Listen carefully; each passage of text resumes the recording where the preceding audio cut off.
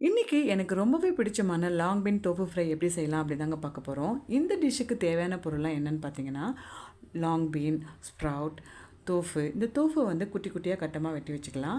அது கூட 2 பெரிய சிகப்பு பச்சை மிளகா, 2 பெரிய வெங்காயம் எல்லாத்தையுமே க்ளீன் பண்ணி வெட்டி வச்சுட்டு, இதுக்கு தேவையான மசாலா பார்த்தீங்க அப்படின்னா, வீட்டிலேயே அரைச்ச அந்த மிளகா சாந்து, இங்கே நம்ம வெட்டி வச்சுருக்க அந்த தோஃபு இருக்கு இல்லைங்களா, அதை எண்ணெயில் போட்டு பொரித்து தனியாக எடுத்து வச்சுக்கணும்.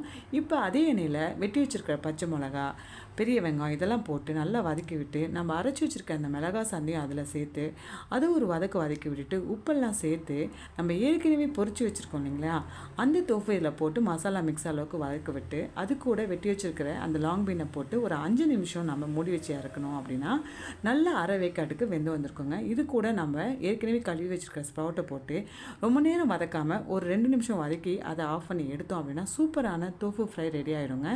இது மறக்காமல் எல்லோரும் வீட்டில் ட்ரை பண்ணி பாருங்கள்.